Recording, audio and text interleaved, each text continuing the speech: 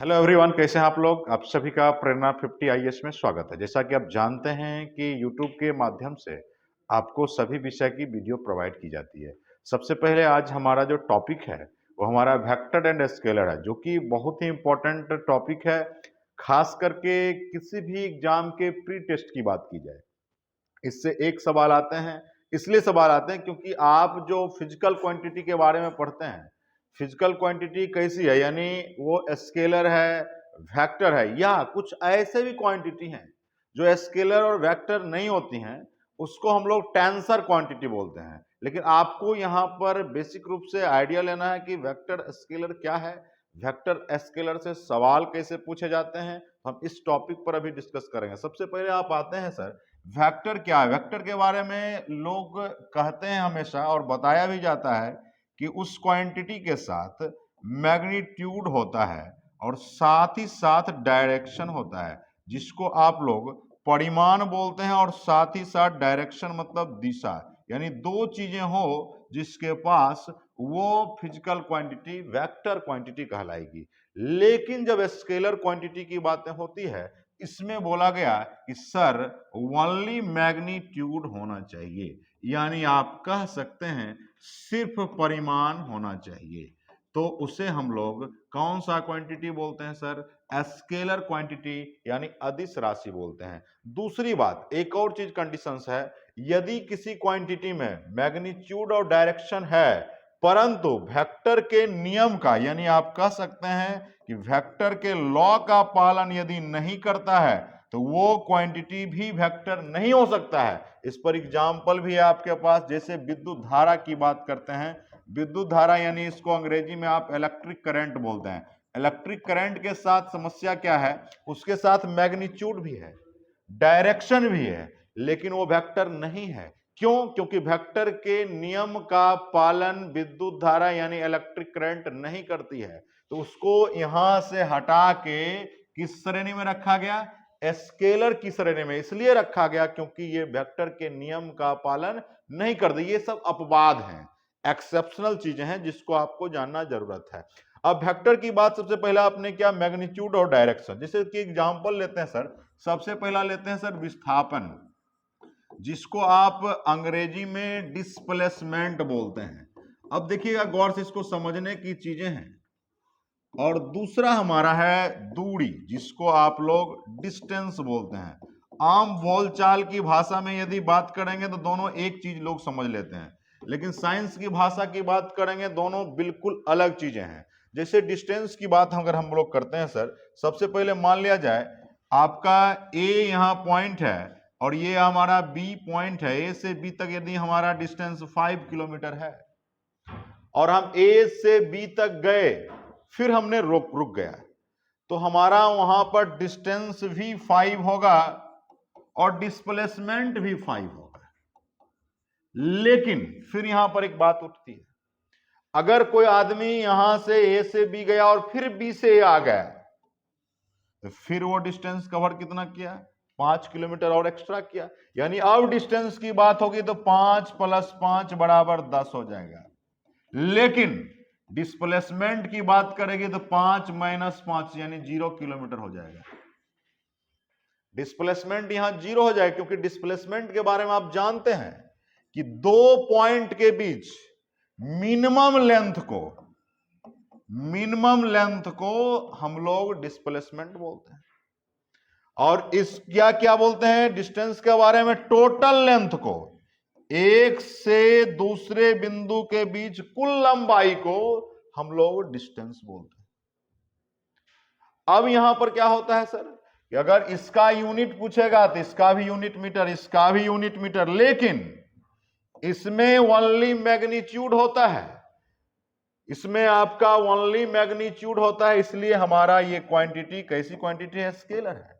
इसमें मैग्नीट्यूड के साथ साथ डायरेक्शन भी होता है, इसलिए हमारी ये क्वांटिटी वेक्टर क्वांटिटी है। फिर यदि हम बात करेंगे, गौर से समझिएगा, फोर्स की बात करेंगे, वेलोसिटी की बात करेंगे, एक्सेलरेशन की बात करेंगे, यानी फोर्स मतलब बल, वेलोसिटी मतलब वेग, त्वरण, ये सभी क्वांटिटी जो है वेक्टर क्वांटिटी है, लेकिन हम बात करेंगे सर टाइम का, यानी समय का। ये हमारा स्केलर है क्योंकि समय में कोई डायरेक्शन नहीं है। हम बात करेंगे वॉल्यूम का, यानी आयतन का। हम बात करेंगे मास का, यानी द्रव्यमान का। ये सब क्वांटिटी कैसा क्वांटिटी है? स्केलर है। यानी इसमें सिर्फ मैग्नीट्यूड है, डायरेक्शन नहीं है। लेकिन ये सब क्वांटिटी में आपका मैग्नीट्यूड के साथ साथ, मैग्नीट्यूड को मैंने बता रखा है सर, मैग्नीट्यूड को हिंदी में आप क्या बोलते हैं? परिमाण। जैसे आपसे बोलेगा 3 मीटर ईस्ट, अब यहां पर डायरेक्शन बता रहा है, यानी डिस्प्लेसमेंट की बात हुई, डिस्टेंस नहीं है। डिस्टेंस होता तो उसमें डायरेक्शन की चर्चा नहीं होती। डिस्टेंस में डायरेक्शन होता ही नहीं है, इसलिए वो स्केलर है और डिस्प्लेसमेंट क्या है? वेक्टर है। तो इस बातों को समझना। देखिए अब इस पर रिलेटेड क्वेश्चंस कैसे आते हैं परीक्षा में, सो देखिएगा। सबसे पहले आपके बीच क्वेश्चंस आ चुका है दोस्तों कि निम्नलिखित में से कौन सी राशि अदिश है? अदिश के बारे में अभी जस्ट हमने बोला सर, स्केलर है। स्केलर के लिए कंडीशन बोला था ओनली मैग्नीट्यूड होना चाहिए।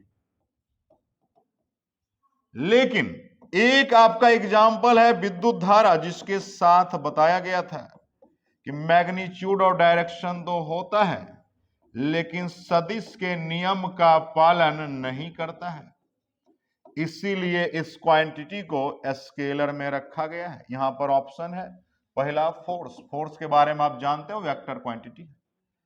दूसरा हमारा वेलोसिटी, ये हमारा वेक्टर क्वांटिटी है। ये हमारा एक्सेलरेशन है, ये भी हमारा वेक्टर क्वांटिटी है। लेकिन इलेक्ट्रिक करंट की जब बात होती है, ये हमारा एक्सेप्शनल है। पूरे आपका आप वेक्टर क्वांटिटी की जब बात करते हैं तो मैग्नीट्यूड और डायरेक्शन आप पढ़ लेते हैं, उसी से बन जाता है। लेकिन विद्युत धारा के साथ सदिश के नियम का पालन भी होगा तभी आता है। इसीलिए आप सदिश के लिए याद रखेंगे 3 बात: मैग्नीट्यूड होना चाहिए, डायरेक्शन होना चाहिए और सदिश के नियम का पालन करना चाहिए। अगर इसको और बेहतर तरीका से समझना चाहते हैं तो देखिए, हमारी अभी केंद्र में सरकार जो है भारतीय जनता पार्टी की सरकार है।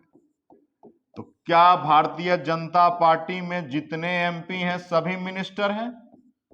बिल्कुल नहीं। यही हाल हमारा इलेक्ट्रिक करंट के साथ है।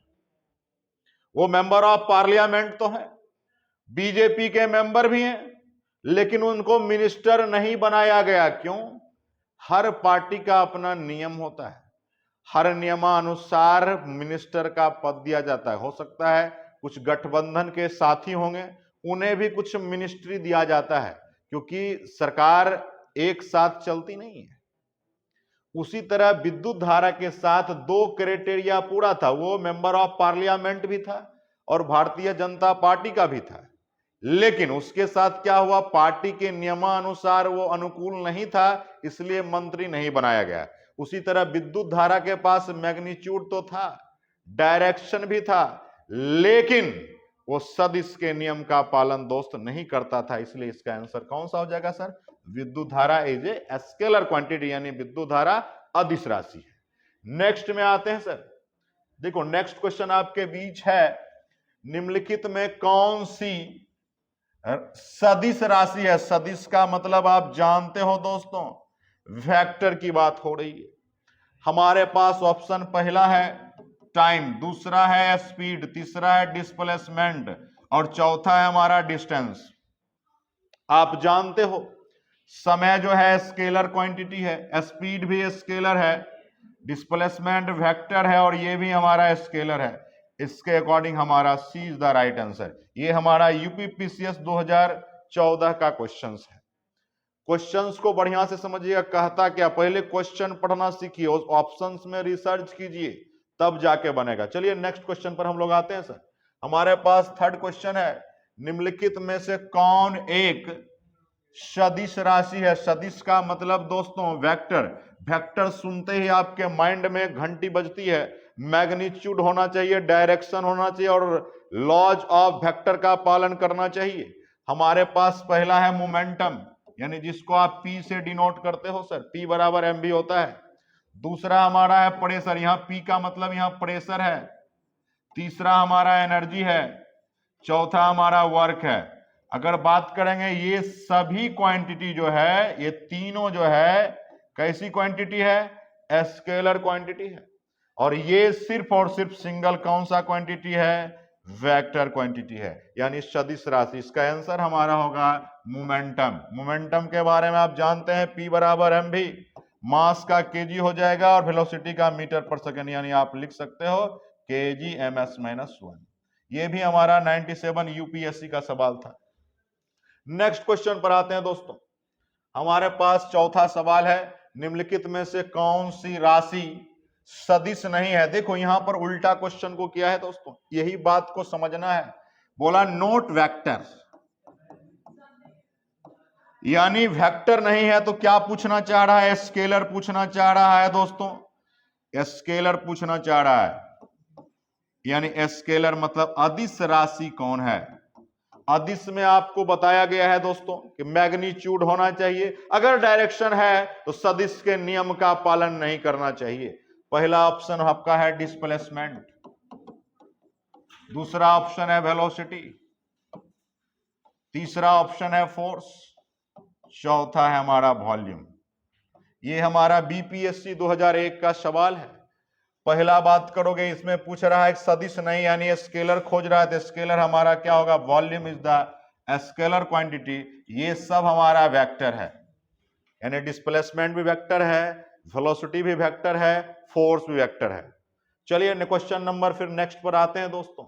बोला गया है निम्नलिखित में से कौन सी अदिश राशि है। यानी भाई साहब आपको पूछा जा रहा है स्केलर क्वांटिटी इनमें से कौन है।